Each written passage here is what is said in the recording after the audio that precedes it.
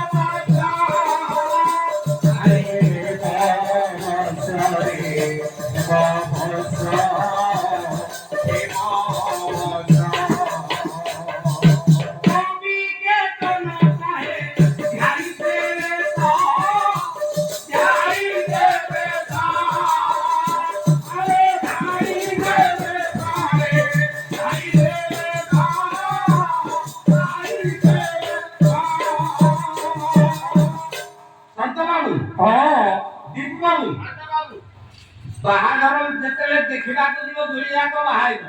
ହଁ 9ଟା ବୋକୁ ଟିକେ ଲକ୍ଷ୍ୟ ଦବୁ। ସାରଙ୍କ ଭାଷାରେ 9ଟା ବୋ କଣ ଇଏ କେବଳ ହେଲା ବୁଦ୍ଧି ଯାହାକୁ କହନ୍ତି ସ୍ମରଣ ଶକ୍ତି ହେଲା ତମ ପାଖରେ ଅଛି ମୋ ପାଖରେ ଅଛି। ଦ୍ୱିତୀୟରେ ହେଲା ବିବେକ ଦେଖିବ ଟିକେ ବିଚାର ଶକ୍ତି ଥବ। ଦୁଇ ବୁଦ୍ଧି ବିବେକ ବଳ ହେଲା ତିନି ମାନ ଜଏଣ୍ଟ କି ଦେଖିବା ପାଇଁ ଯିବ ଟିକେ ସୁସ୍ଥ ସବଳ ହେଇଥିବ। ହଁ କାଠ ଆଇ ଆଉ ତ ସେ ଯୁଗ ନାହିଁ ଉଠି ଗଲାଣି। ବୁଦ୍ଧି ବିବେକ ବଳ ବୈଭବ ହେଲା ତୋର ଟିକେ ଚଳିବା ପାଇଁ ଧନ ସମ୍ପତ୍ତି ଟିକେ ଥିବ। ହଁ ବଂଶର ଟିକେ ନା ଥିବ ଆଭିଜାତ୍ୟ ଥିବ। ସେଇଟା ଅଛି ଅଛି ସିଆଡ କି କହିଲେ ମତେ ଟିକେ ପଡୁଥିବ ଏଇଟା ନା ପଡୁଥିବ ଏଇଟା କହିବି। ହଁ ଆଉ ଗୋଟେ ହେଲା ବୈଚିତ୍ର୍ୟ ଜୁଆଇନ ଟିକେ ଦେଖିବା ପାଇଁ ଟିକେ ସୁନ୍ଦର ଦେଖାଉ ସୁନ୍ଦର ହେଇଥିବ ନହେଲେ ମଦ ଖାଇକି ପଡିଥିବ ଚାକିରି ଆମ ଦୀପୁ ବାବୁ ସୁନ୍ଦର ହେଇଯିବେ। ବୈଚିତ୍ର୍ୟ ବୈଷମ ଏଇ ନିଜ ଜାତିର ଟିକେ ହେଇଥିବ। ହଁ ବାହାଘର ପାଇଁ ଟିକେ ସୁସ୍ଥ ଶରୀର ବପୁ ଥିବ।